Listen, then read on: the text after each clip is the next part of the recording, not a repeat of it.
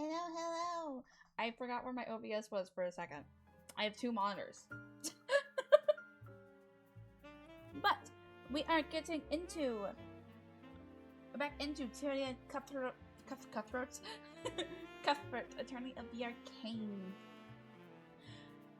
I'm excited, nervous, but excited. We are going to really get into the investigation for this. Part of me wanted to go back into Potion Permit, but I'm trying to stick to my schedule. The schedule's going to look different next week because I'm going to switch this with Not Tonight because I know I can only stream this for 2 hours and I would like to stream longer on the days that I don't work. I just forgot to do that this week, so yay. But we're gonna see how the investigation unfolds. I'm not entirely sure who I think exactly the killer is, because again, we haven't really started investigating long. I'm thinking it might have something to do with the twins, because like why else would they have gotten to see like the body? Where's my mouse? I've lost my mouse. There it is. I'm curious. I am...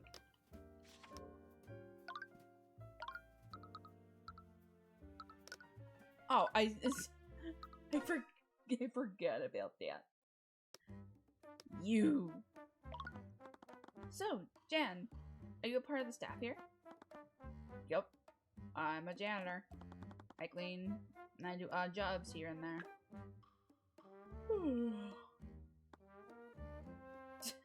Honestly, I think that's his work uniform, but they look like PJs. Okay, well, I can't defend you in an actual court of law. I have not studied law. I would get something wrong and get you behind bars. You don't want me defending you in court. I can't do that. I don't know the laws. I know, like, the important laws. But that's it. Well, apparently that's all he had to say about that. Well, I don't like talking about myself either. I understand. Valerie mentioned that you were close to Lecture Hall 2B before they found Bellwether. What were you doing when the twins discovered the body? I was cleaning the halls. Bellwether knocked over a vase. There were shards and dirt everywhere. Wait, you saw the professor before the twins arrived? Yeah, like I said, she broke the vase right in this hallway. It was probably 20 to 30 minutes before the twins found the body. You might have been the last person to see her alive. Did you see where she went after breaking the vase? Yeah, I think she went into that room over there. Jan pointed towards Lecture Hall 2B. Did you see anyone else enter the lecture hall? I'm honestly not sure. I was more worried about cleaning up the mess she made. Well, did you notice anything off about her? She was in a pretty bad mood. But honestly, that's pretty normal for her. She was walking really slowly. I didn't notice her at first. She basically shoved me out of her way. After that, she knocked over that vase. Then she yelled at me to be quiet. I didn't even say anything. Jan's statement. 30 minutes before the Ionis twins found the body, Bellwether walked past Jan the west wing hallway. He was in her path, so she shoved him out of the way. After that, she knocked over a vase and shattered it. Even though Jan didn't say anything to her, she yelled at him to be quiet. After this interaction, she walked into Lecture Hall 2B. I am sure about that, yes. And what bus sign? Armor, your gaslighting is becoming sloppy. What can you tell me about Catherine Bellwether? I've heard she had a pretty bad relationship with the staff. She had a bad relationship with everyone. Students, the other teachers. I can't think of many people who actually did get along with her. It's not true, though. So, yes. Also, what you could think of true could be different from what I think of true. So, unless you have proof of it, yes. I'm sure you've had your own share of bad experiences with her. Yeah. She'd always yell at me whenever I dozed off. I hate to say it, but things are a lot more peaceful around here without her. That was blunt, to say the least. From what I'd heard from everyone else, I couldn't exactly blame him for thinking that. Valentina mentioned something interesting. She seems to think Bellwether was putting her job at risk. Oh yeah, Bellwether was putting all of our jobs at risk. What made you think that? You know those arcane constructs in the library? Bellwether was the one who put them there. Oh yeah, they're so cool. Well, a few weeks ago, I peeked on a meeting she was having with Theodore. Apparently, the school board was planning to replace the staff with them. Oh.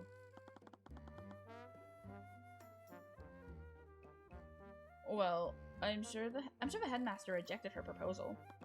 I don't know. From the way she was talking, it sounded like he didn't have any say in the matter.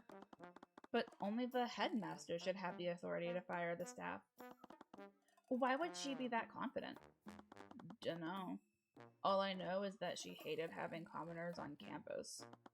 She was really miffed when Theodore started hiring common folk from the community center.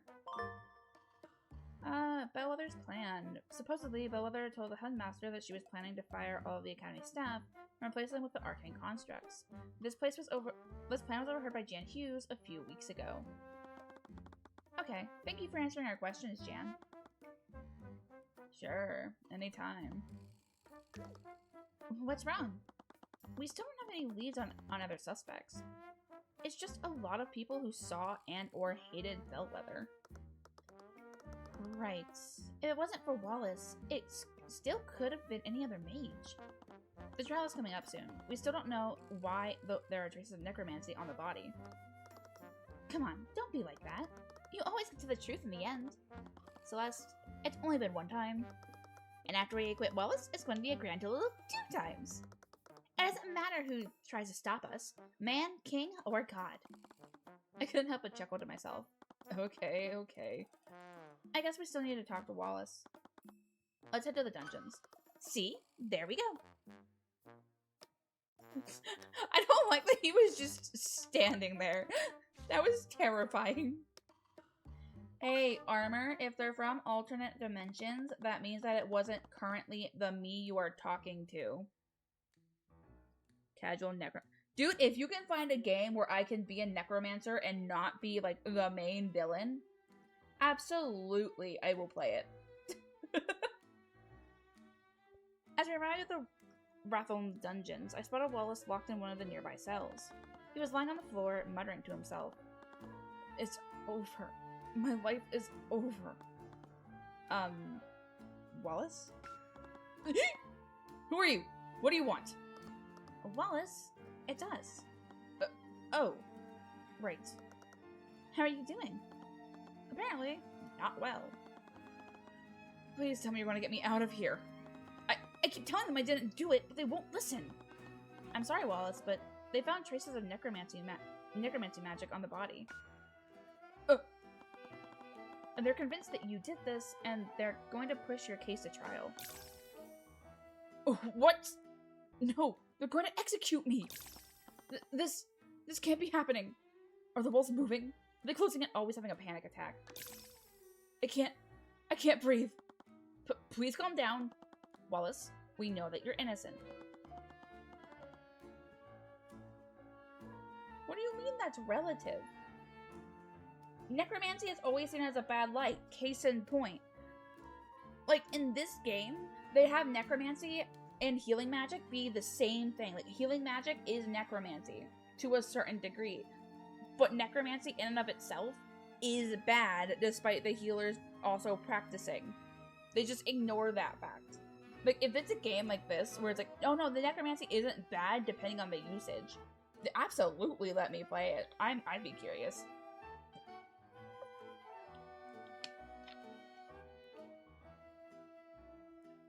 But those knights think I did this.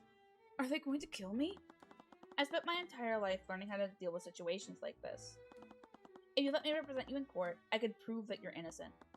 Oh, right. You said that you're a lawyer.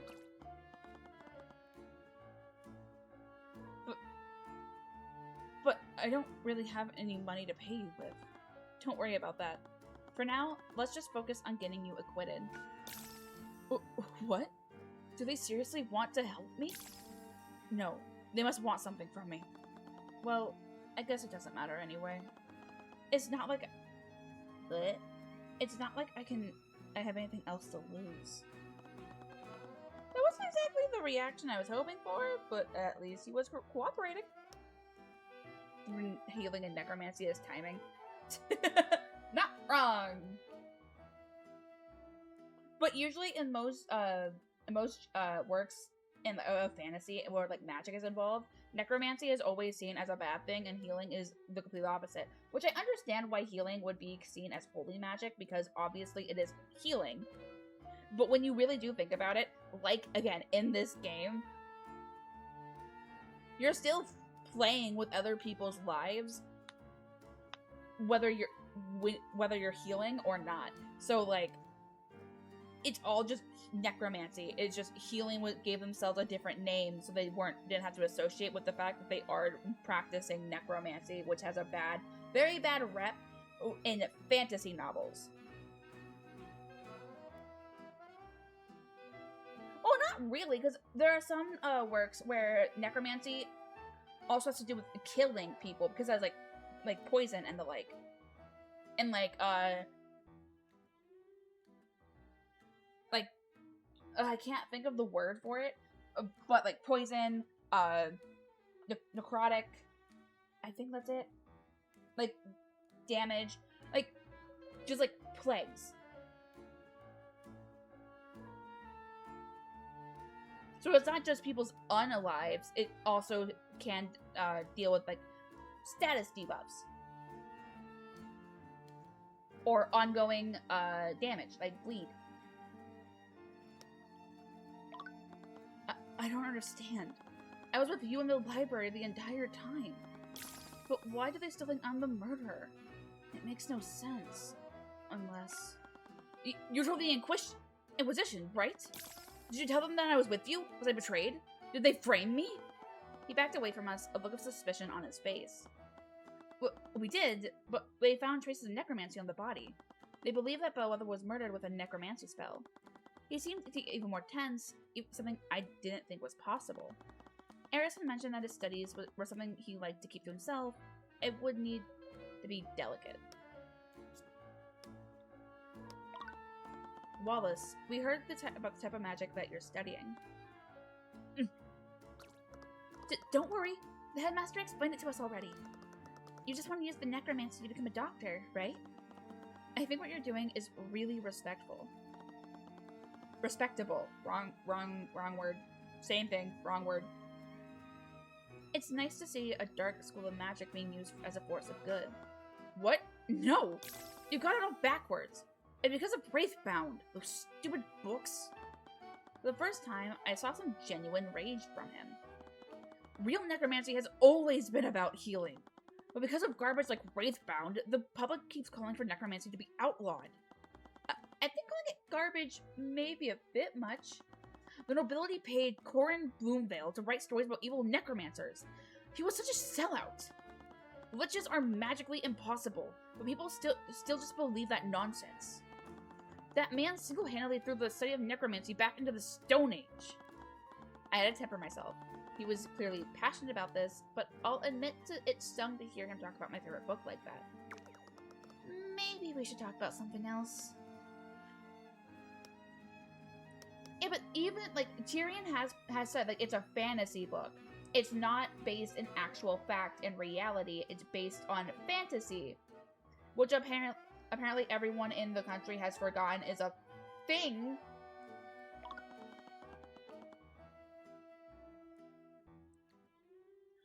I understand that you have reservations about talking about your magic, but in order to build a case for you, we'll need to present your spell compendium to the courts. I don't have one. Eris already told us about that. That's why she gave us a blank one for you to attune to. Do I have to? It would be extremely difficult to defend you without your compendium. It's a core piece of evidence. Okay. I'll attune to it.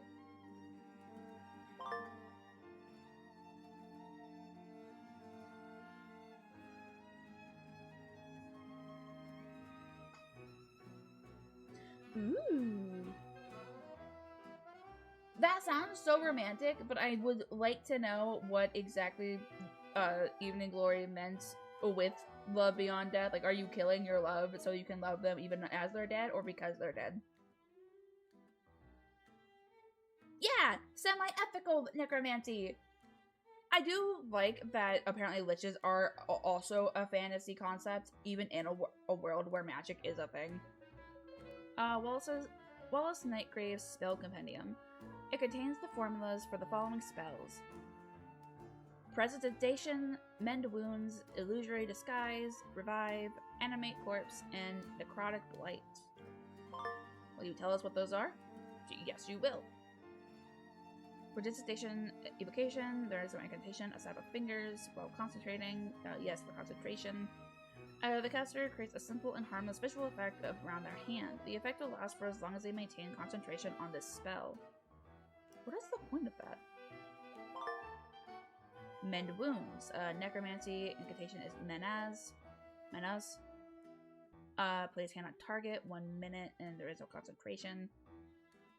Heals the wounds of the target over the casting time. Wounds on the target are magically healed without leaving any scars or bruises. This spell can't restore missing limbs, nor can it revive someone who has already died. Illusory Disguise. Illusion.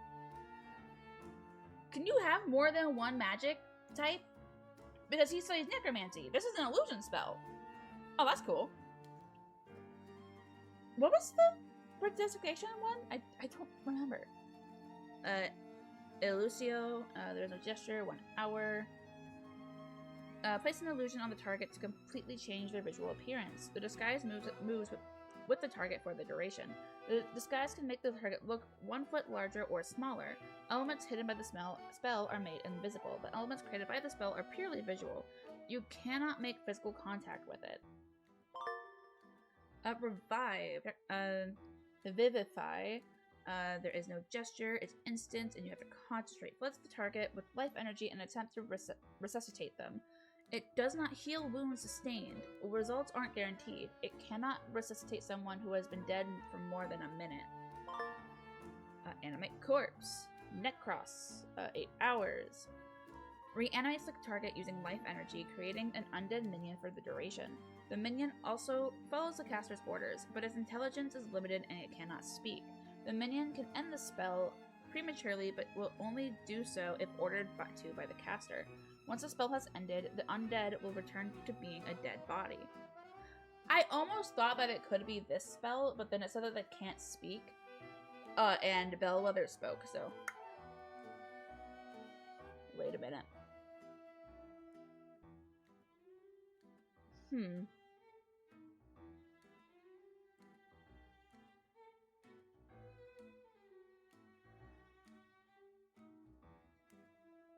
Okay. Did the constructs say it? I have questions.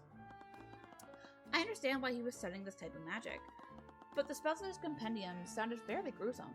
2 of them were to actually help revive someone, or to keep them alive. What do you mean, Tyrion? It was a little terrifying to know that spells like this even existed. I wish I could slap myself. Tyrion? Sorry. A long time ago, I showed my compendium to someone. After she saw my necromancy spells, she told everyone in the academy.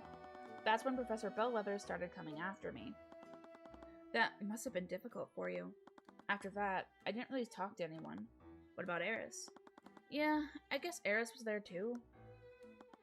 It sounded like it was a difficult time for him.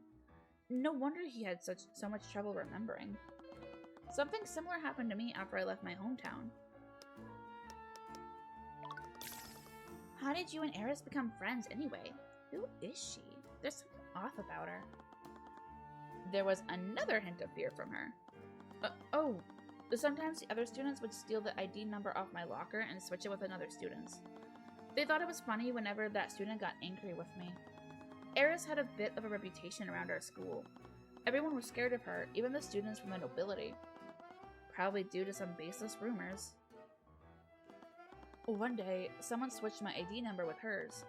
I was so scared when she came up to me, couldn't even say anything. But she didn't get angry like the others. She just apologized and gave me back my nameplate. After that, she started talking to me whenever she saw me. So, I have to ask, if it's caused you so much trouble, why are you still studying necromancy? I want to become a doctor. The headmaster told us the same thing, but why are you learning spells that can steal people's life force and raise the undead? Life and death are two sides of the same coin. That's the key principle behind necromancy. The first undead was actually a failed attempt to resurrect a human using magic. Right now, necromancy can only heal injuries and wounds, but it can't do anything for diseases or deformities. If I could just keep studying, I know I can develop necromancy beyond that. I might even be able to create spells that can cure terminal diseases. Dude, Wallace is such a good kid. How old are you? Are you a kid? Nope, sorry. I just think it's neat.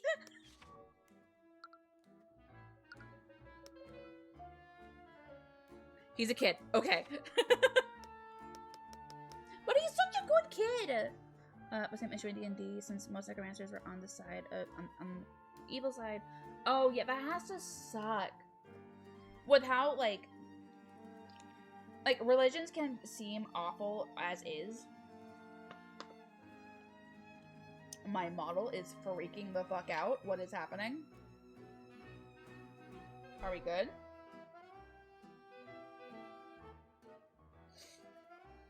I'm sure it'll fix itself in a moment. I think I can already guess, but how is your relationship with Catherine Bellwether? Not great. After word got out about my spells, Professor Bellwether would always find a reason to punish me. She'd start yelling at me for even the smallest mistakes. It was pretty obvious she had it out for the students who didn't come from the noble families. That's terrible.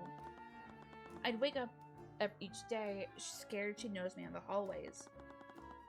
I knew how to avoid her and how to stay out of her way, but sometimes she'd get bored and come looking for me. I can't believe that after everything that she did, she's just gone. I'm sure you have mixed emotions about what happened. I honestly don't know how I feel about it. To be honest, I always wish she would just disappear. But now that it's finally happened, I just feel even more scared. It feels like she's going to come back as a ghost to haunt me. I think I'm starting to put things together now. Okay, what is happening with my model? Are we good now? No? Do I need to turn my lights on? Never mind, it fixed itself? Okay. Have you figured something out? Yeah. I need a moment to think through everything. The prosecution wants to implicate Wallace despite his alibi. They wouldn't have a reason to do this unless the evidence heavily implicated him. How does the evidence implicate Wallace? Because he uses necromancy? And he's the only one I think we know who uses necromancy? We've learned that Wallace is a necromancer, and he's the only person at the academy that's capable of high-level necromancy. A bloody weapon, a magical trace of necromancy was found on the body. There's a trace of necromancy on the body. This means that they think Wallace used one of his necromancy spells. Even without seeing the traces, it's pretty obvious that magic was used on the body. Right. There weren't any wounds on it. And the autopsy report found no signs of poison or disease. Which spell do they think Wallace used? If I know for Prosecutor Steelwind, she probably already has a theory on which spell he might have used. The prosecution will probably argue that Wallace used one of his spells to kill Bellwether. What if...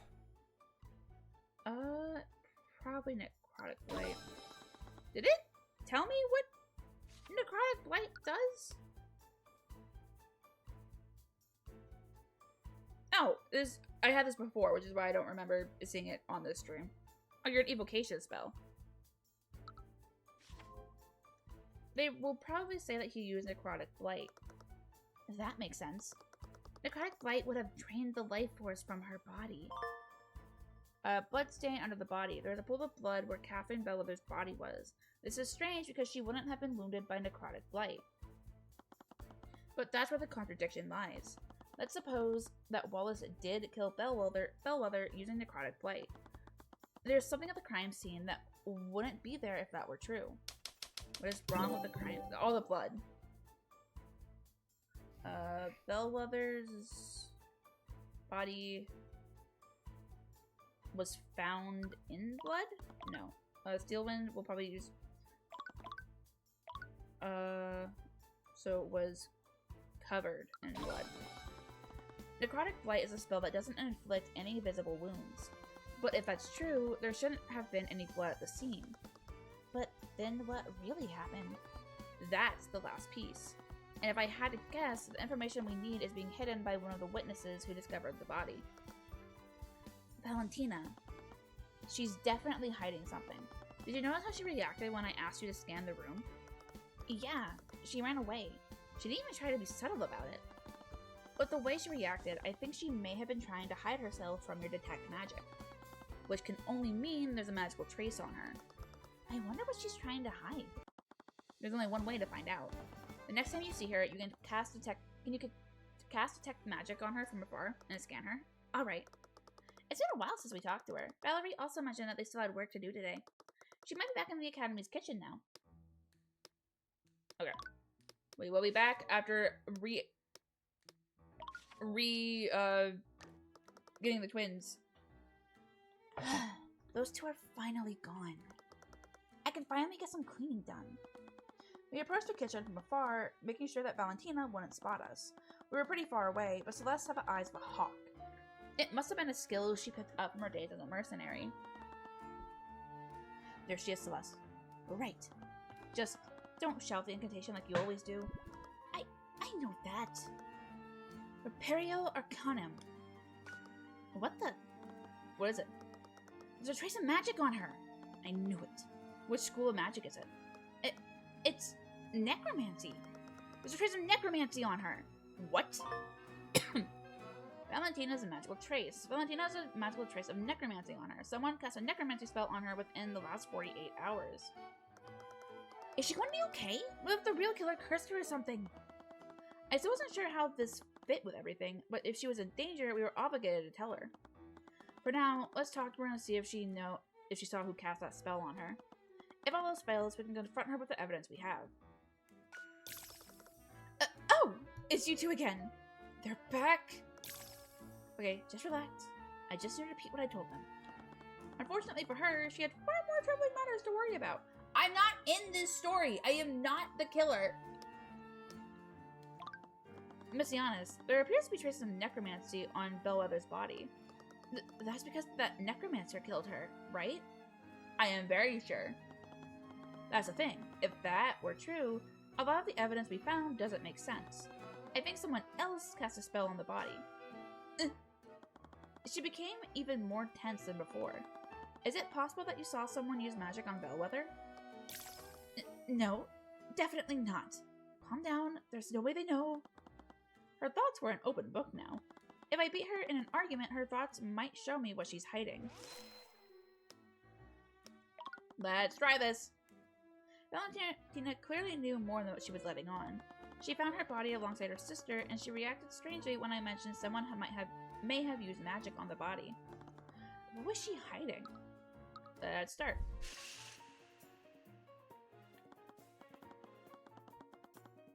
Messianis, from the very beginning, I felt like you have been hiding something from us. There's something that you're not telling us about. What are you talking about? My conscience is clear. I've told you and the Knights everything I know. I've got nothing to hide. My testimony was fine. Each one of his thoughts. Just the evidence. Emotions.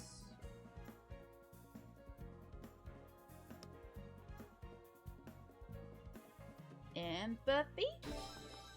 Miss Giannis, it's clear to anyone how nervous you are.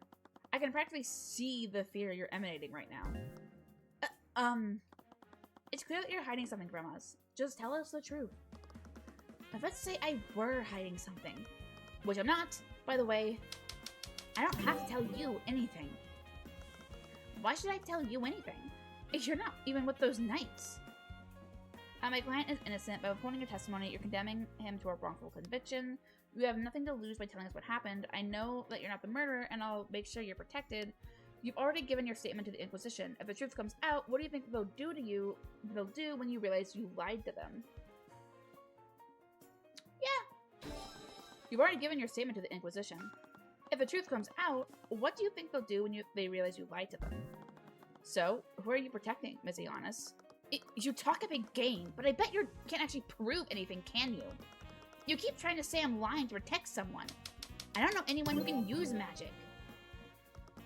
I don't even know any mages, and I definitely didn't see anyone use magic on the body. So, honey, you are dumb. You can't hide the truth from us, Miss Giannis. What? How do they know? You said that you've never seen a necromancy spell before. If that were true, why is there a trace of necromancy on you? What? There's a trace of necromancy on me?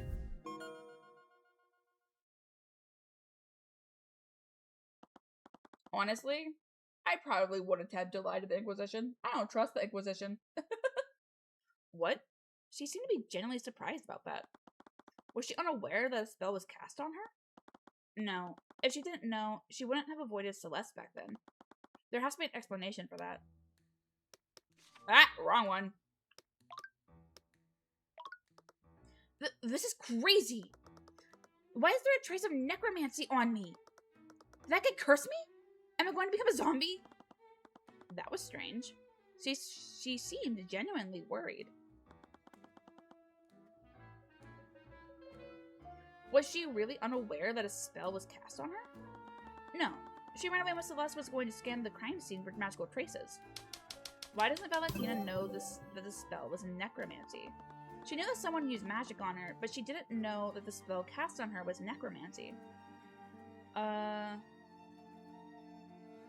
spell cast on Valentina healed her. Calm down, Miss Giannis. Not all necromancy spells relate to the undead. Healing spells are also from the school of necromancy. Healing spells? Oh, it was from that time she healed that cut. Someone healed a cut on her? Was that mage a student here? Sorry, I just remembered there's something else I have to do. I'll be right back. Before we could say anything, she quickly walked out of the room. She seemed to really want to avoid talking about that mage. But why was it? Is it her sister? Hey! We're not done talking to you! Do you want me to catch her? I'm pretty sure she can't outrun me. The Inquisition is still patrolling the surrounding areas. They'd probably intervene if we started chasing one of the witnesses. Ugh, but we weren't able to learn anything. Actually, I did learn one thing. She has a friend who casts a healing spell on her. Really? How did you figure that out? Good deductive reasoning. Well, healing magic is also a form of necromancy, right? I guess that explains why there are magical traces on her. It's a good thing a necromancer isn't actually trying to kill her. Wait a minute. Why were there traces of necromancy on Bellwether's body? The killer cast a healing spell on Bellwether? No, Valentina had traces of necromancy on her. That made her think she was secretly attacked, but someone had just healed her. I considered the possibility until now. Wallace? No. Hey Alberto! Yeah, I started streaming whenever I get off work, and because of my schedule now, I can't really do night streams. I attempted to do those on Fridays, and they just weren't working out for me. So I stream after work now. How have you been? Okay, let's go through everything. Wallace, Valentina, the mage, the killer.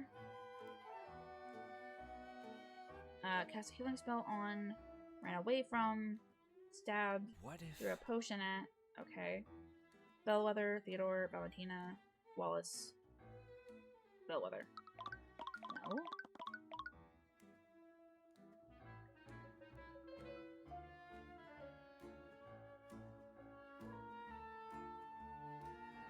Maybe.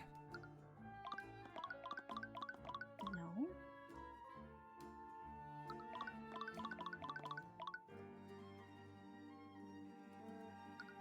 There we go! That's it! What? This whole time, we've been wondering why there are traces of necromancy on the body. It wasn't because someone attacked Bellwether with a necromancy spell. It was because someone used a necromancy spell to try to heal her. Oh, I get it. It doesn't matter what type of necromancy spell someone uses. Traces from the same school of magic look exactly the same to me. It's not just that. The body clearly bled at some point. Why was there blood despite bandages on the body? The lockdown, the weapon, the healing spell, closed the wounds on Bellwether's body. What would happen if someone used a healing spell on an injured corpse? It would close all the body's wounds. In other words, it would remove any cuts or bruises. So that's why they couldn't find any wounds on her. Well, interrogating Valentina may have been a dead end, but at least it helped you figure that out. I'm not so sure that was a dead end. What makes you say that? Why would she go to so much trouble to hide those traces on her? It's too coincidental. The wounds on the body were healed by an unknown person, and the person who found the body is hiding the identity of a healing spell cast on her. What if they're the same person? I doubt she'll give us the opportunity to find out for sure. Yeah, she's definitely onto us. Oh, good morning then, Alberto. How'd you sleep? I don't like fighting games, so I'd no fight streams. We've done everything we could for now, and we have plenty of evidence to poke holes in the prosecution's case. And if that didn't work, we'll just have to drag Valentina onto the stand and pull the truth out of her. She clearly knew more than what she was letting on, and she wouldn't be able to run in a courtroom. I'm telling you, that girl used magic to scan me. Calm down. We don't know who they are. Didn't you see them, Val? Those two were unreasonably attractive. Valentina? Okay. But what does that mean? They have to be nobles or something. Commoners don't look that good. Tina, calm down. What if they find out what you did? They can't prove anything. The Inquisition already has our alibi. Alibi? What? Oh, it's just you, Jan. What are you two talking about? We were talking about those two investigators. And they're so weird, right? Like, why are they so attractive? Why do you keep mentioning that? Investigators? Oh, you mean that blonde kid and the girl with the sword? They talked to you, didn't they? Yeah, they asked me a bunch of questions.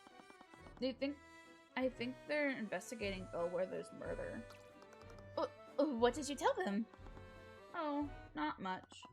I saw Bellwether a bit before you two found the body, so they wanted to know if I saw anything. Did you see anything? No idea. I just told them about how she shoved me before you two discovered the body. After that, the guy just kept going on and on about getting to the truth and finding the other suspects. Scaled Lord, I think I'm going to be sick. He seemed really interested when I told them Bellwether was going to fire us. What? Why would you tell them about that? Oh, it's not as if it makes any difference, right? With Bellwether gone, I'm pretty sure we'll see a few more paychecks before they fire us. Valentina cursed under her breath. Damn it all! That's probably what they're thinking too. Are you okay? You don't look so good. Just go away, Jan! Don't you have work to do?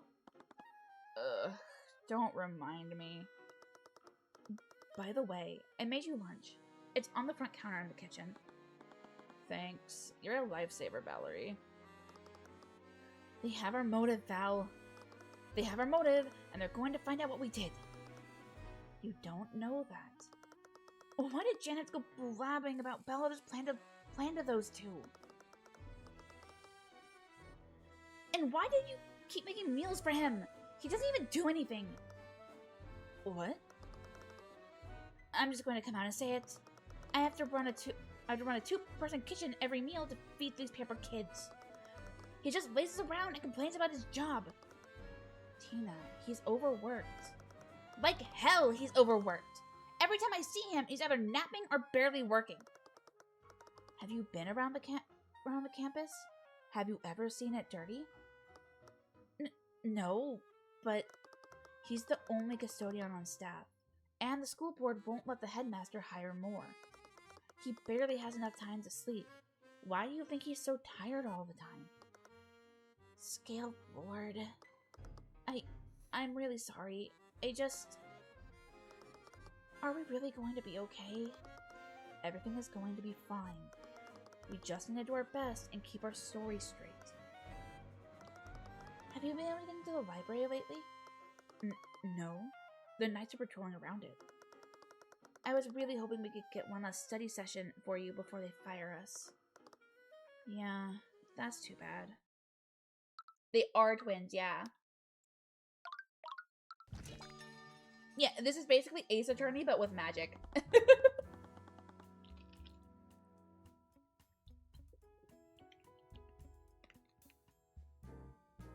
It was time for the trial, and my heart was thundering against my chest like a drum. Luckily, I'd been reading about some meditative techniques after what happened last time. I just needed to take deep breaths and relax. I breathed in, I breathed out. I breathed in. Hi, Tyrion. Yeah! Celeste? Don't stick up on me like that. Are your nerves acting up again? Come on, it's not as if this is your first time defending someone. No, it's just my second time. Ugh, it's too bad Ruby couldn't make it. I'd say that you should calm down for Wallace's sake, but... There are so many people here, and they're all looking at me. Their eyes are prying into me like a pack of flesh-eating maggots. Ew. I need to calm down. I was just making Wallace more nervous. Don't worry, Wallace. Our investigation revealed a lot of weaknesses in the prosecution's case. We have a strong case for your acquittal. Okay.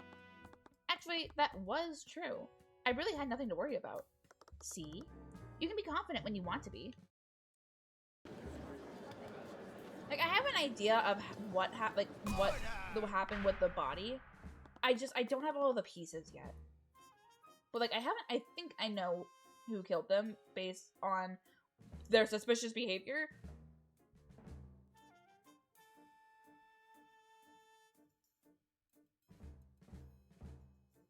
Thank you, Armor.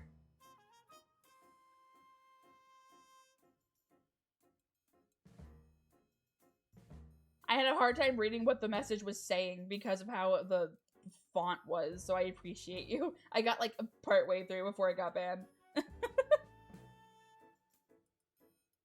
Court is now in session for the trial of Wallace Nightgrave. Like, I know I have in my rules to not talk about anything that isn't related to the stream, and that's exactly what they were doing. The prosecution is ready, Your Honor. The defense is also ready. Very well. Prosecutor Steelwind, could you please list the charges? Mr. Nightgrave is a second-year student at Wyvengard Imperial Academy. He is charged with first-degree murder, negligent misuse of the arcane arts, and illegal practice of advanced necromancy. Necromancy? Do you mean to tell me that the defendant is a necromancer? I can't believe it. A necromancer? In this day and age? How could the kingdom allow this to happen? Objection! Your Honor, I would like to remind the court that they are obligated to judge my client objectively. Of course. But one can easily see it from the list of charges. Necromancy plays a large role in the charges. Indeed. The crime occurred within the academy this afternoon. The victim is Catherine Bellwether, a professor at the school. Although there was no witness to the crime, traces of necromancy were detected on the body. Furthermore, the autopsy report shows that the body has no physical wounds. Necromancy is the only type of magic that can harm an individual without physically wounding them. Additionally, an alchemist's report shows no signs of poison or disease. One could only conclude that a necromancer had committed the crime. I see. As many of you know, the practice of advanced necromancy is outlawed in the kingdom of Wyverngard. Aside from the defendant, no other students had learned advanced necrotic magic. As such, the defendant was the only mage in that building capable of committing the murder. I see. That is certainly compelling evidence. That's not evidence! Like, right now, I'm thinking they accidentally murdered her while she was on one of her tirades after her discussion with the headmaster did not go as well as she thought it should, considering she thinks that her connections would have her believe. I feel like they accidentally killed her, and then they wanted to hide it with the fact by healing the wounds on the body. The only thing that I'm having an issue with is the fact that she wasn't really acting like herself and moving slowly. That sounds like it would be a reanimated corpse, but they don't talk whenever they are reanimated.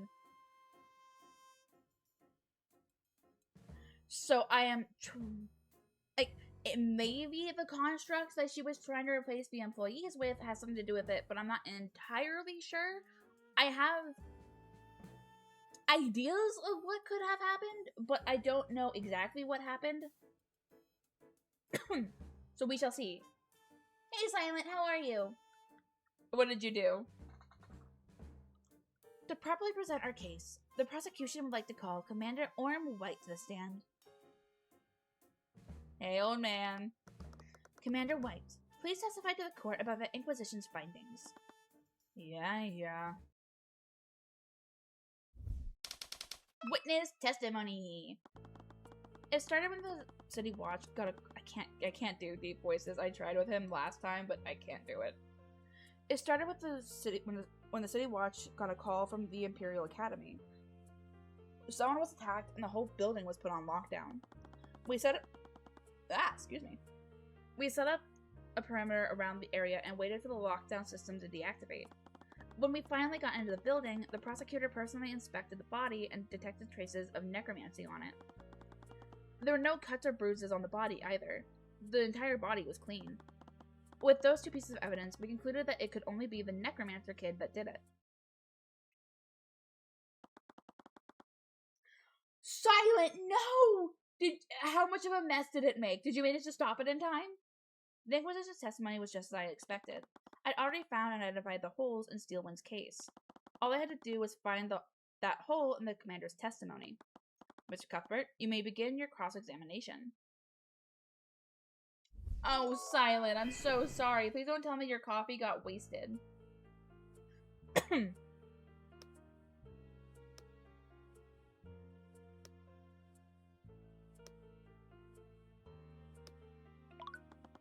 How carefully was the body checked? Hey, Artie. How are ya? How's your morning been so far? Perhaps the prosecution missed something like a small puncture wound? The coroner couldn't find even the smallest cut, bruise, or fracture on the body. Furthermore, the alchemist's report shows no signs of poison or disease. The necromancy spell had obfuscated. What the fuck is that word? Hold on. Abso-fucking-lutely not. That's not a word.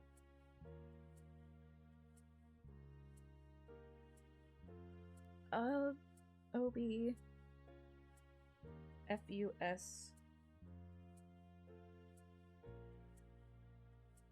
That is a word. How the fuck do you say that?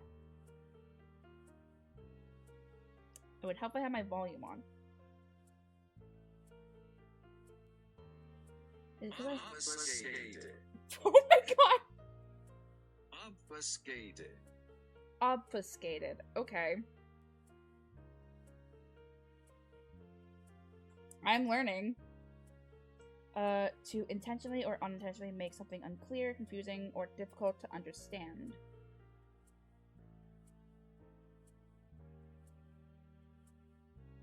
Okay. I don't understand why she's saying it in this context, but alright. You know, it is a word. I've just never seen it used before. I spared no expense to verify the cause of death through other means.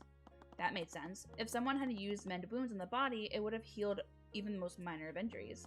So, how do I prove that someone healed the body? Oh, because it was clean. Clean, clean.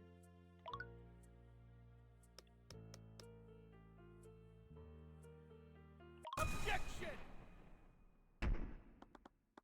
I say a word of peace for the absolutely. Like, I don't like coffee. I don't understand why people drink coffee when tea is like absolutely superior. But I do understand living with a coffee addict who is slightly recovering because of a heart issue she's having. There's like it will be a continued thing. She has had to cut back on her coffee intake, and she's been a little cranky if she can't get her the morning coffee that she usually allows herself. So like I don't understand it, but I do feel for you. I hope that you didn't waste a whole lot of it. Coffee before making coffee. That's accurate. Dude, I want a vibe. I've been going through the main story of the base story of the Final Fantasy 14 again on my roleplay character, and I forgot how boring it is when you start out. I'm sleeping at the wheel here.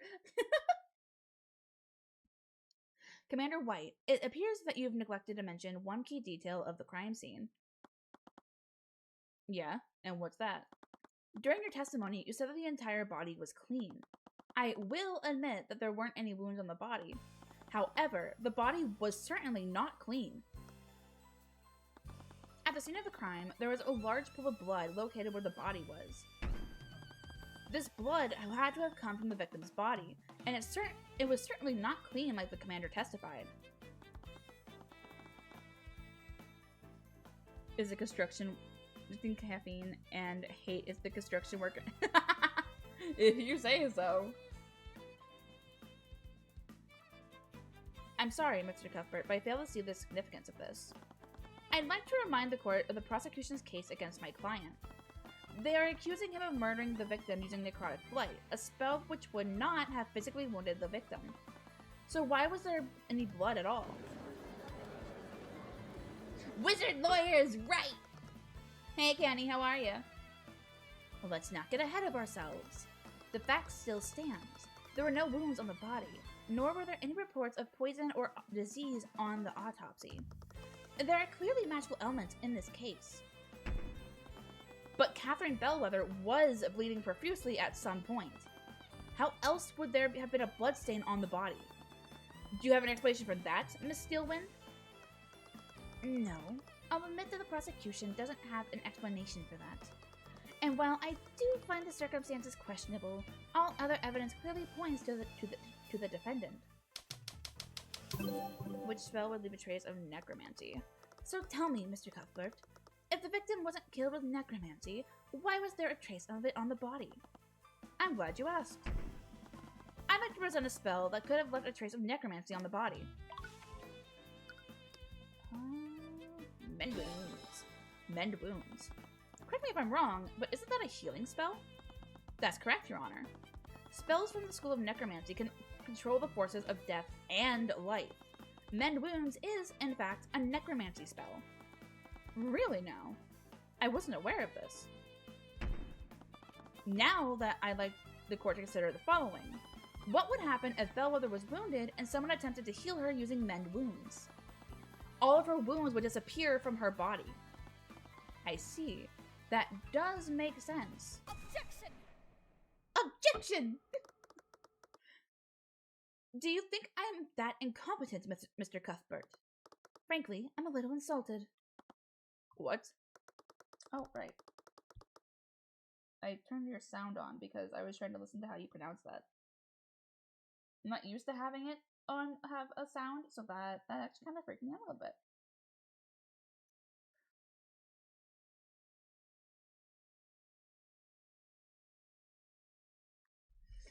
The Inquisition is well aware of what happens when a mage attempts to save a victim using mend wounds. The healers that arrived at the scene already confirmed that the victim was long dead. None of them attempted to heal her. Well, what if someone tried to heal her and didn't report it? Please, none of the healers would have anything to gain by doing so. In fact, as a necromancer, the defendant could have easily carried out the described scenario. He could have cast mend wounds on the victim after murdering her to confound the investigation. Hey, Arya, you're smarter than that. If there were no wounds, you automatically assumed it was necromancy because she was dead and there was no poison or defects in her bloodstream. Why would he do something that would put him in the crosshairs? At the end of the day, the burden of proof was on us.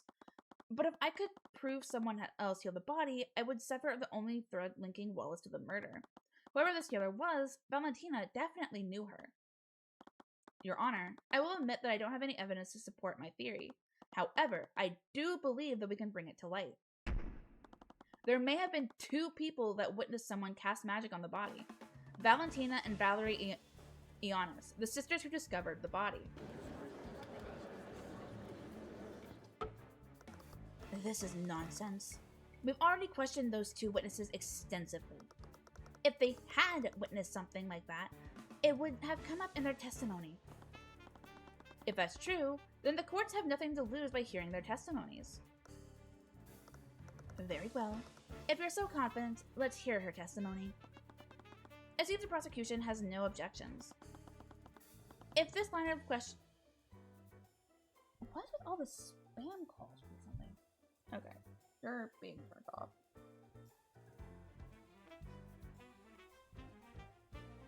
Or not.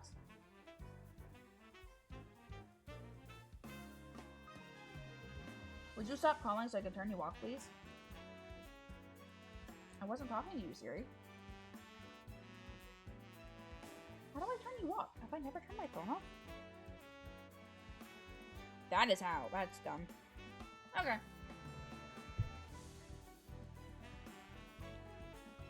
If this line of questioning leads nowhere, however, I see no reason to further prolong this trial. Of course, Your Honor.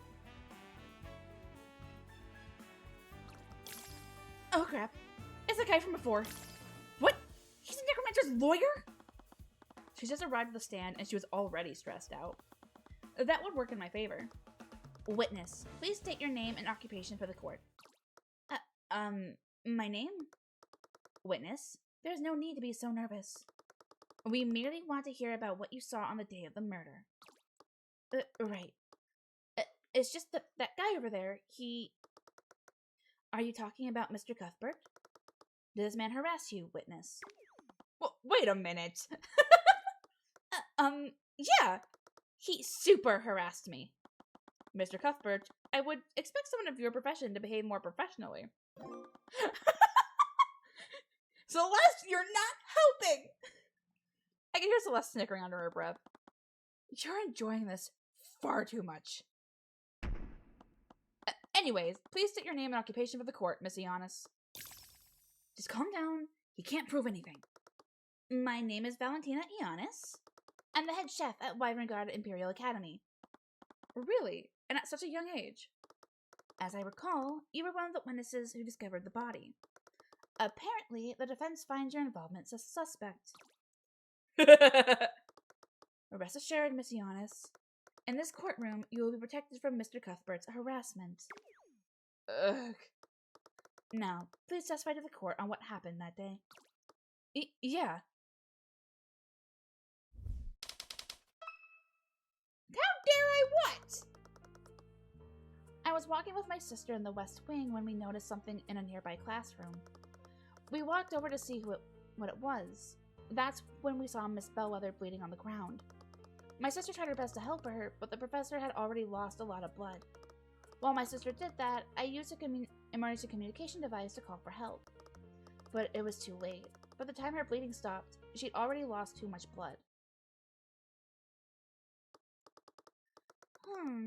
If your theory is true, that means that she just lied in her testimony. She's holding something back. She definitely saw more than she's letting on. Hey, dumbasses! She said that she was bleeding! But there were no wounds on the body! And they were stuck with the body because every room was closed off! Wow, are you that dumb? I don't know magic, and I'm picking up on this! I just needed to prove that somehow! Somehow! Are you kidding me? Mr. Cuthbert, you may now begin your cross-examination.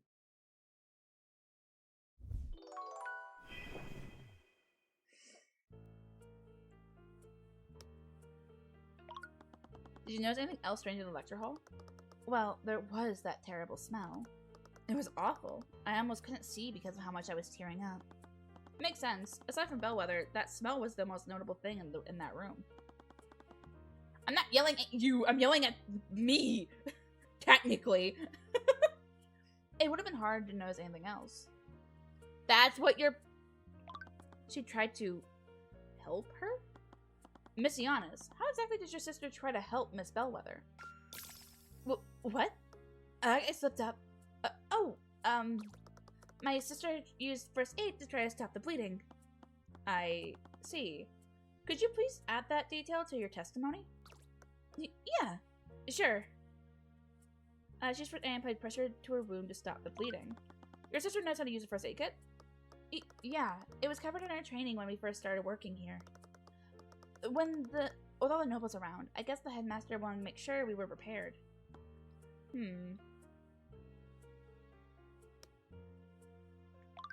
Do I... Oh, no signs of cuts or bruising. Would it be this? Witness, what is the meaning of this? What? Why are you all looking at me like that? Maybe I can elaborate, Miss Giannis.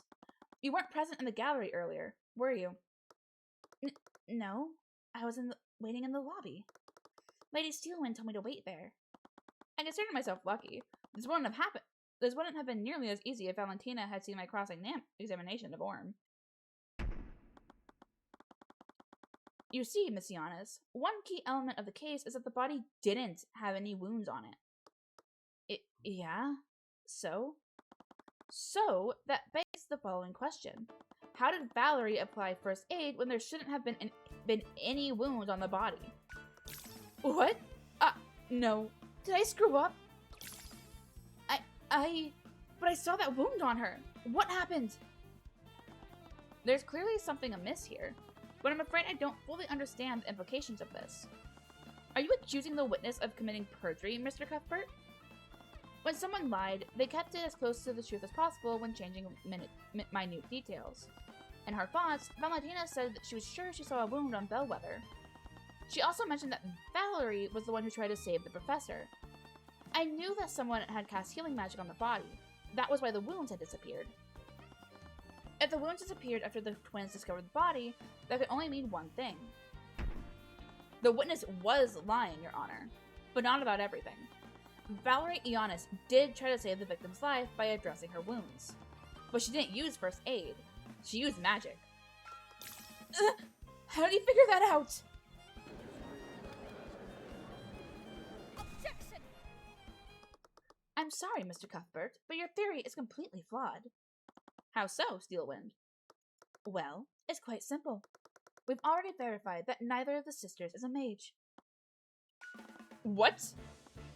Wait, how can you be so sure? During the investigation, we had both the Giannis sisters attuned to a spell compendium. It's standard procedure for the Inquisition when interviewing witnesses. Then that means neither of the Giannis sisters could attune to a compendium. That's right! The Inquisition checked us both! We're not mages! That was close. Was I wrong about Valerie being a mage? No, that couldn't be right. Her thoughts said, how did he figure it out? That meant I was on the right track. Valerie had to be the mage I was looking for. Celeste, is it possible for a mage to hold a spell compendium and avoid attuning to it? No. It just needs to be on their person. When I was arrested, the Inquisition also made me attune to one of their spell compendiums. They were really careful to make sure that I did the attunement correctly. There's no way a mage could avoid it with them watching you. Right. Commander White may have been negligent at sometimes, but even he wasn't that careless. Now, if you're done, I do believe that you've exhausted all your options. Wait, I'm still not done cross-examining this witness.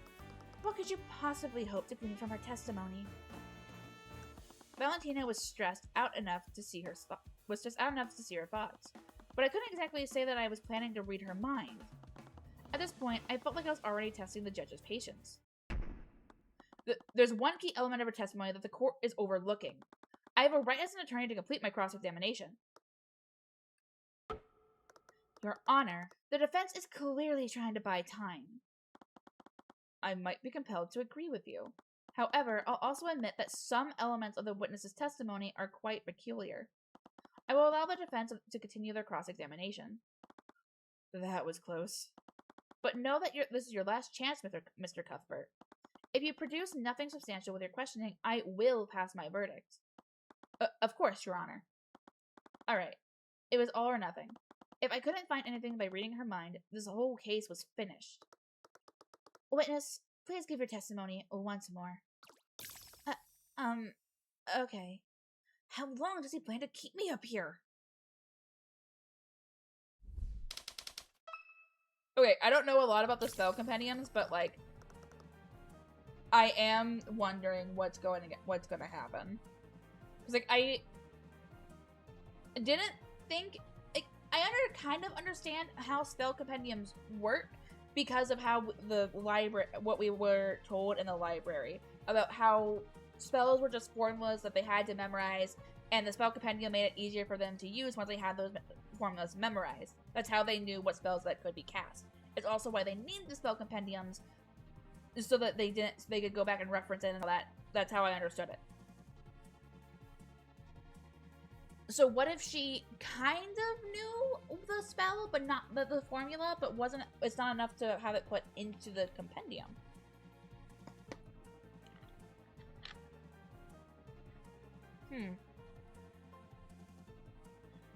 Oh, like I said, my sister and I saw Miss Bellwether bleeding on the ground. We rushed over to her. I was definitely surprised when I saw her like that. Now that you mention it, I don't know if I saw any wounds on her, but I definitely saw blood. I can't go back on that now. I just need to play dumb. My sister tried to save her, but she didn't use any magic. Ugh, Valerie, you're too kind-hearted. We're not mages. Both of us held that book the knights gave us. I was caught off guard when they asked us. They almost found us out. The commander was watching us the whole time. He confirmed it. It's a good thing that we're twins, or else that trick wouldn't have worked. Oh. What are we going to do? They have a pretty hard hope that Valerie isn't a mage. Valerie is the mage we're looking for. I'm sure of it. I'm just not sure why they felt the need to lie to the Inquisition. And more importantly, how did they trick the Inquisition?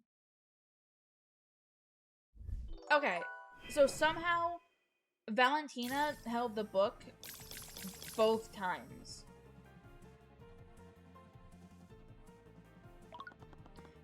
It was a good thing that they're both twins. Did you postpone my trick to this? Oh, that's a bad idea. We know that lying to the Inquisition would get us in trouble. Why would either of us take a risk like that? Living as an unregistered mage is a serious crime. If Valerie was a mage, then you would have been charged with fraud right then and there. Yeah, but we already proved that we're not mages. The eye seems to differ, but I need... Oh, right. Okay, so that's... Okay. What's I can... Oh, okay. Objection!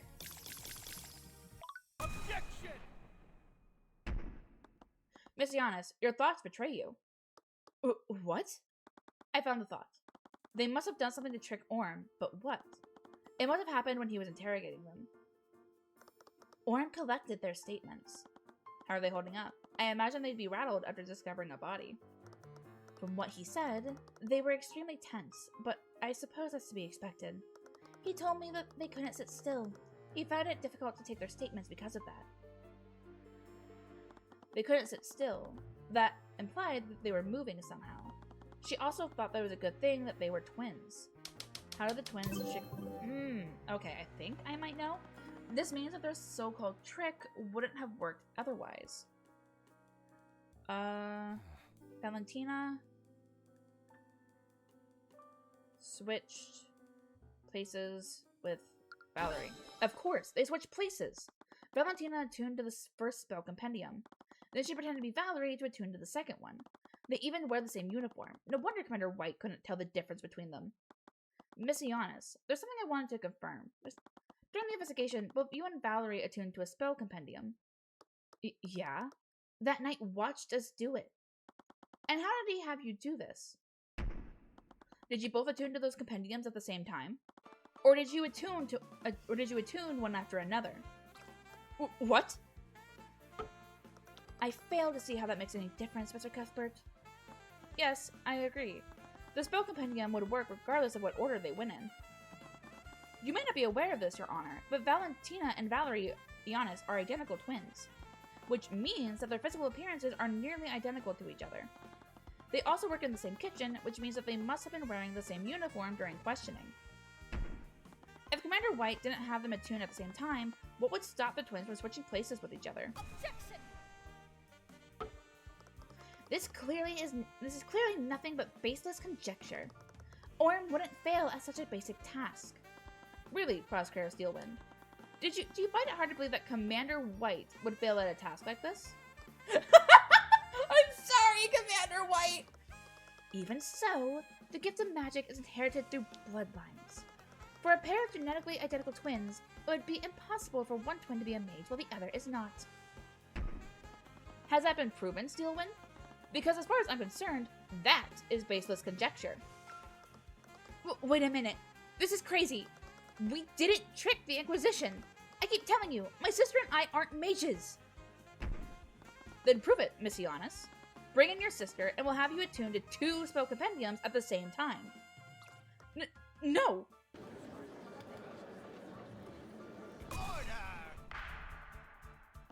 Order in the court. It's clear we won't get anywhere unless we test the defense's theory. Bailiff, escort Valerie Ionis to the stand and bring 2 unattuned spell compendiums.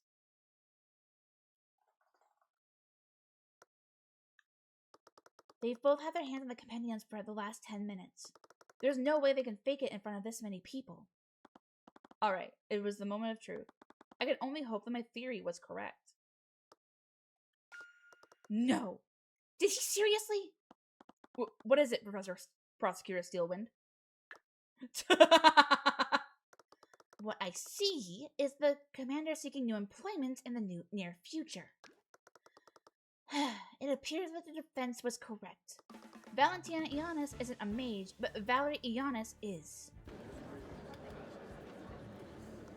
What's more, Valerie Ionis' compendium contains the Mend Wounds spell, which makes the defense's theory entirely plausible. Please. Just allow me to explain. We should allow you to explain what, exactly? You're an unregistered mage, and you and your sister have made a mess of the investigation and this trial.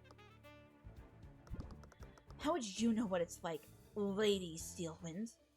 What? Do you think we don't know who you are? You're not like us. You don't have to hide.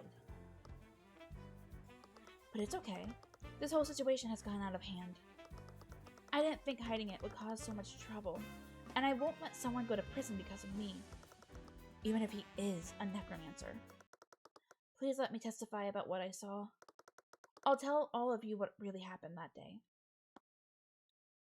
Your Honor, I believe we may all benefit from hearing Miss Ionis' testimony.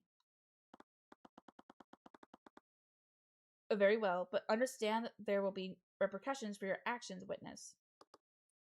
I know.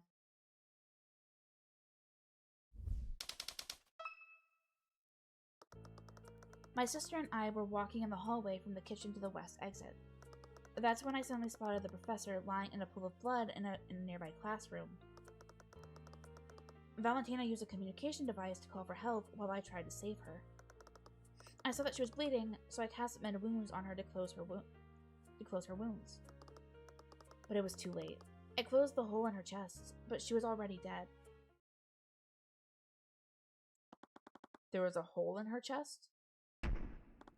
Your Honor, as you can clearly see from the witness's testimony, the trace of necromancy was left by the witness, not my client. What's more, it's clear that there was a physical wound on the body. I see. Well, his words trailed off. He clearly didn't want to pass a verdict with no clear culprit. But he had no choice. The case against Wallace was predicated on Bellwether being killed by necrotic blight. With Valerie's testimony, the prosecution didn't have a shred of evidence implicating him. Very well. The court sees no reason to prolong this trial. With these new developments, the court has no choice but to find Wallace Nightgrave. Objection! Fuck you, bitch! What do you mean, objection? I believe the court is ignoring one key detail of the witness's testimony. And what would that be, Miss Steelwind? Let's re-examine the witness's testimony. Valentina tried to use a communication device to call for help while I tried to save her. I saw that she was bleeding, so I cast mend wounds on her body to close her wounds. But it was too late. I closed the hole in her chest, but she was already dead. The communication device that Valentina Ionis used logs the time of day during each use. From this log, we know that Valentina used this device at 3:04 p.m. This was an hour after the time of death. Where are you going with this? Mr. Cuthbert, there was a witness who saw the victim before the body was found, Jan Hughes. He, along with another witness, spotted Bellwether walking in the hallways before the body was found. I was cleaning the halls. Bellwether knocked over a vase. There were shards and dirt everywhere. Wait, you saw the professor before the twins arrived? Yeah. Like I said, she broke the vase right in this hallway. It was probably 20 to 30 minutes before the twins found the body. 20 to 30 minutes before the body was found. Do you see the discrepancy, Mr. Cuthbert? I don't like that I do. Wait, that couldn't be right. Bellwether died more than an hour before the body was found. So how did Jan see her half an hour after her death? I wonder, Mr. Cuthbert, how could one make a dead body move and walk around? Oh no. No. We didn't just arrest the defendant based on those traces of necromancy. We arrested him because only one person in the school could have animated her corpse. An undead, created within the Imperial Academy? How reprehensible. Objection! That's ridiculous. She had a hole in her chest when the twins found her. Jan Hughes would have noticed that. Animate corpse stops the flow of blood, so she wouldn't have tracked blood anywhere. The defendant is also proficient with illusion magic.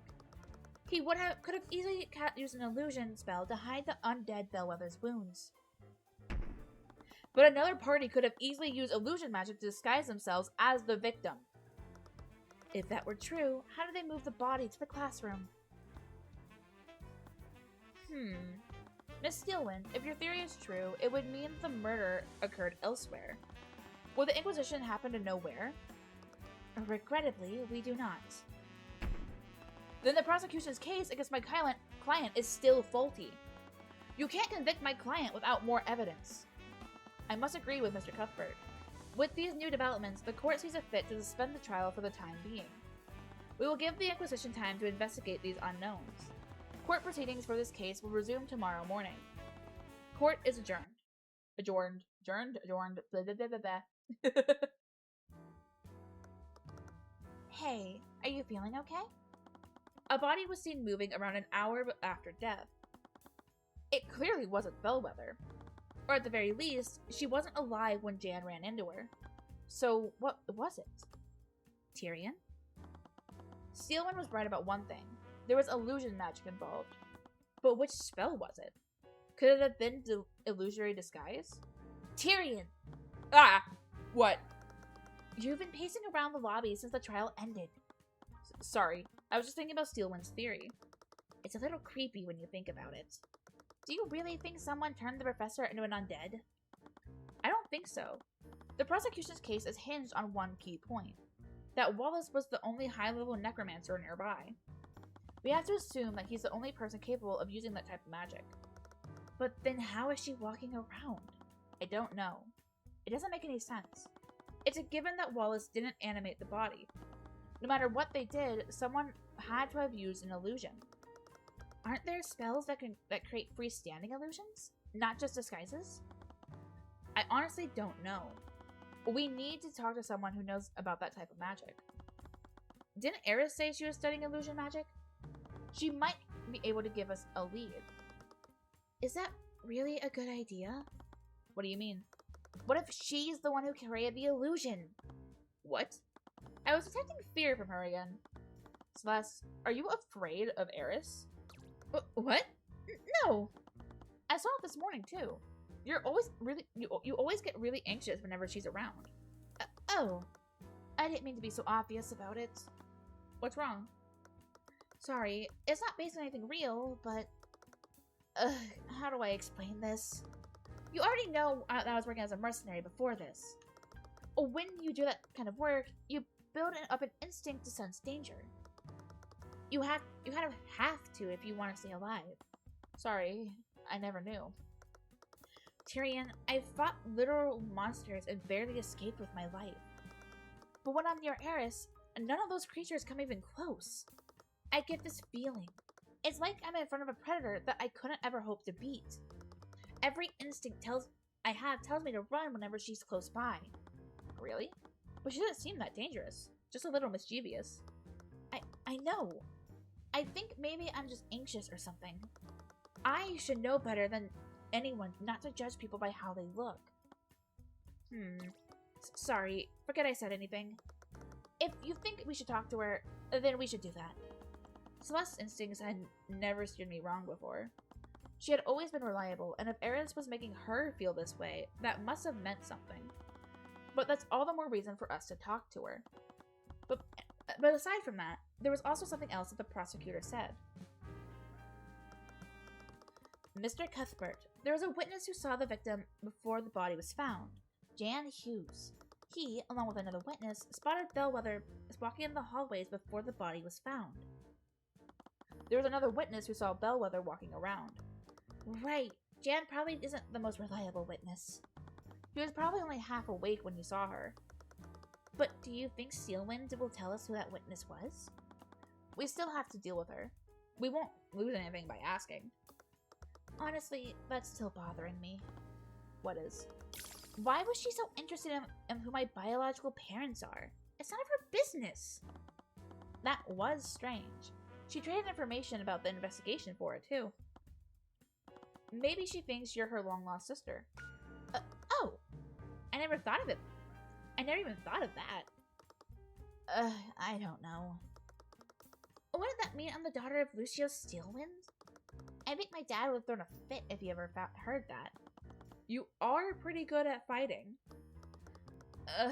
That actually makes a lot of sense. I guess I like Arya, and I've always wished I had a sister. But I don't want to think about this now. Maybe you can ask her when you're at brunch. At that brunch you strong-armed her into. Oh, I almost forgot! I can't believe I'm going to meet Authorius Duskweaver. Anyways, we still have a long investigation ahead of us. And we need to start by talking to Steelwind about that witness.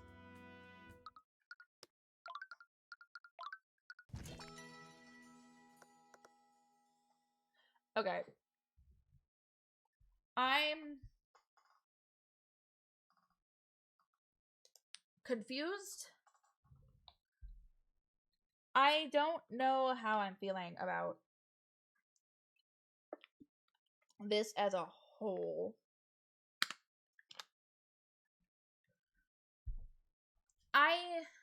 Hold on, let me get through this. Val, you're back!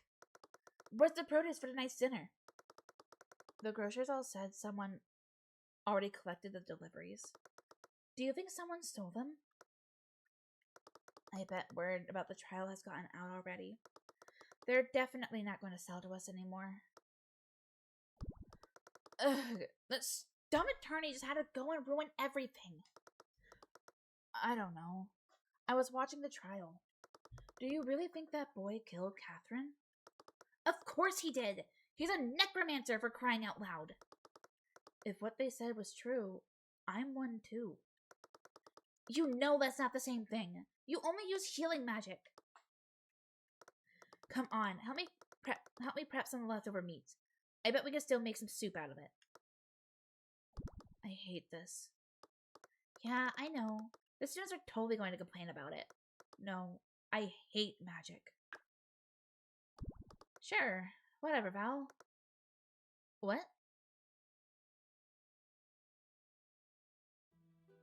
What is happening? Tyrion, what are we doing here?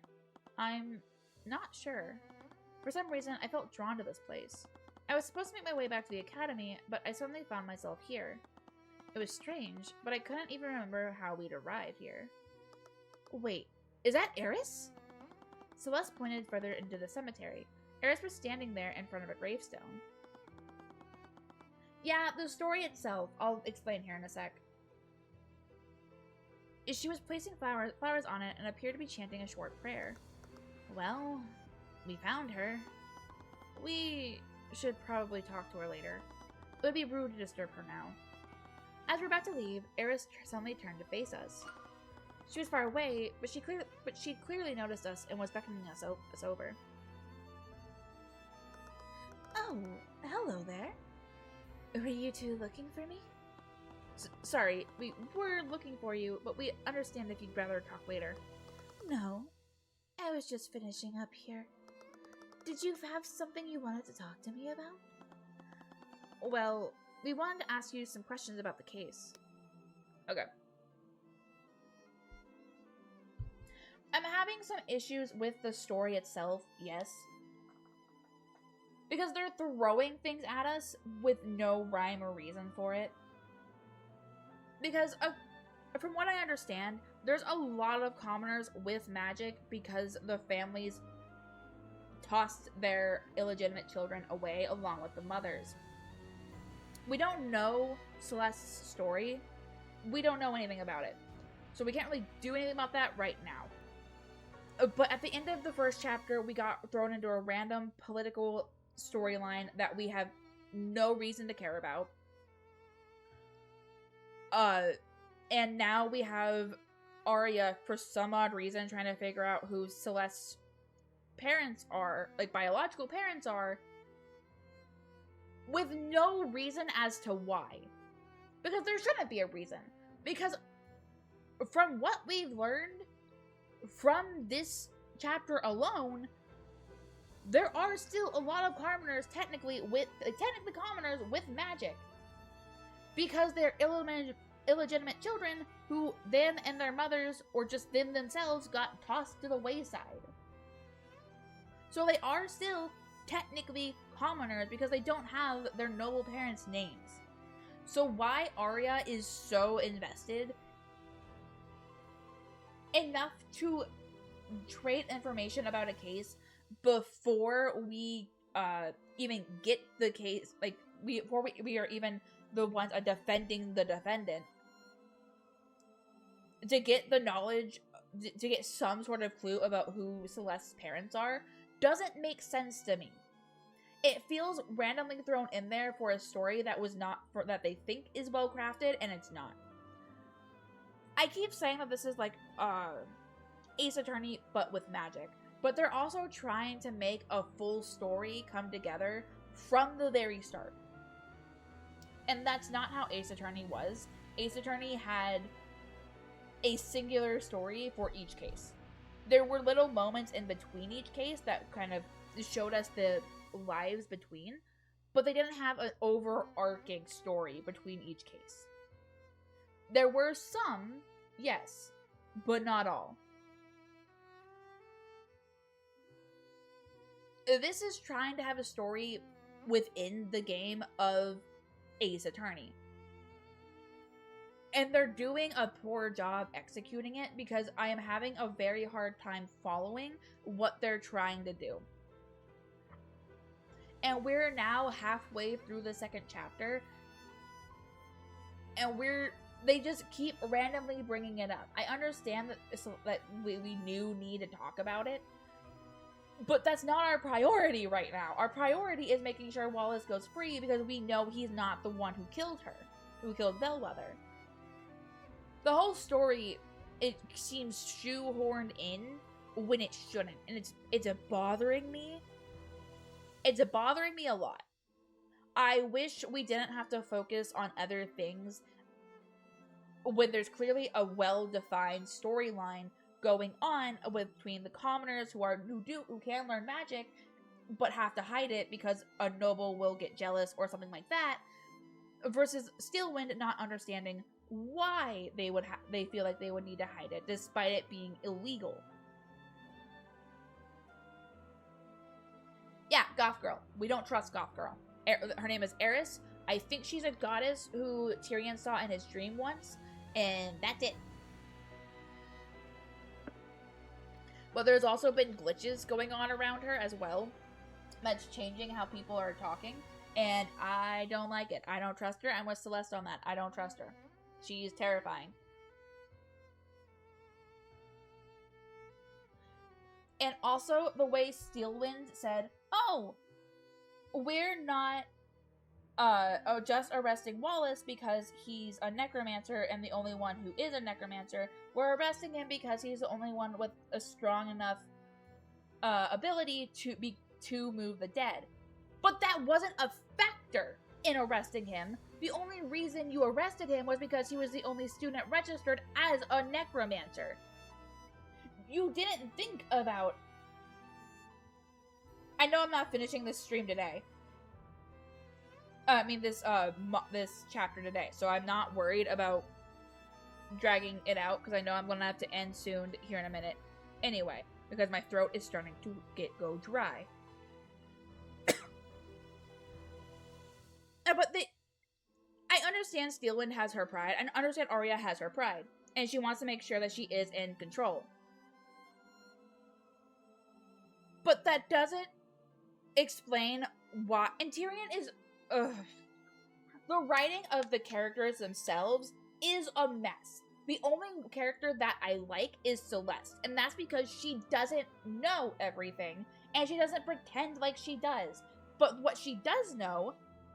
mercenary work, she is knowledgeable about, and she explains it in a way that we can... I'm being so high groundy right now, and I am so sorry, but this is bothering me. Because Tyrion is supposed to be smart. He's book smart. They have gone over this so many times, because he's book smart, and he's smart enough to plan out strategies to beat nobles at chess, which they have more time to learn chess because, again, they are nobles. So the issue that I am having is that he's not putting pieces together because we as the players need to piece them together. But if I can figure out a hole in a testimony, and he's acting like he has no fucking idea how he's going to get away with it, that's Ace Attorney logic. Because Phoenix, while smart, is dumb. Tyrion isn't. They make him out to seem super fucking smart. But he's not acting like it. He's someone that we have everyone saying, oh, he's so smart, he's so smart, he's a genius. But then his actions say otherwise. I'm going to end stream here because I am getting kind of fed up. It's a little early, and I am so sorry, but I am getting kind of fed up. I'm getting way too angry for this. I do like them dumb when they're not trying to pretend like they're smart. I'm glad that you're able to clean up the mess. Did you get a fresh cup of coffee, Silent? Like, I know I'm not going to get too far into the chapter. because I have my throat is starting to feel dry from all the talking, so I understand. So I know I'm not gonna last long anyway. And the story writing is making me so mad. I do want to get through this because there are only 5 chapters, which means there are only 5 cases, and I do want to see if things get wrapped up neatly at the end. Do you think it's right? Honestly, I'm not sure yet. I want to get further into this before I make any full thoughts on that.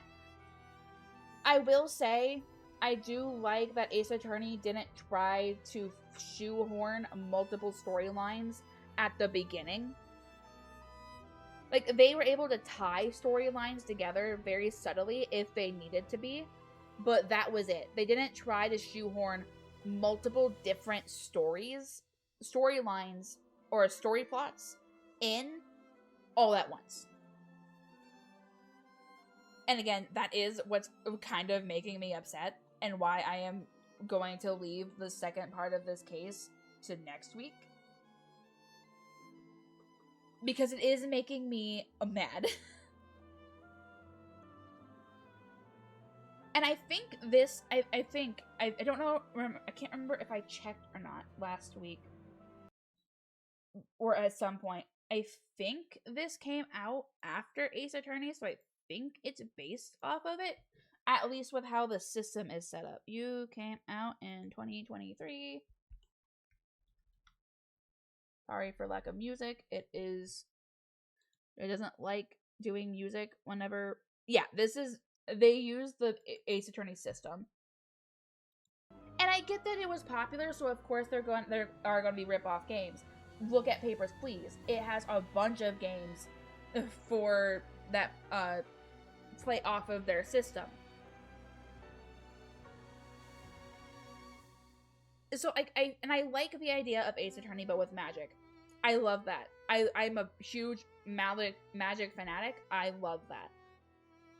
I just wish they had gone about it a different way with the story. Like, I don't mind having a story that connects all of the cases, kind of, like, between everything, but not when it's shoehorned in. I'm gonna call it now, so I don't go on a full rant and rave points that I've already made, and I know you don't care about. And if you do, I don't want to say it while being angry. So I will call it here. I will see you tomorrow for Persona 3. Victory, I am concerned that you're following me after I got unreasonably angry, but I appreciate it. Thank you, thank you. You are now my darling pup. Welcome to the den. I promise I'm not like this 99% of the time. You just caught me in a bad moment.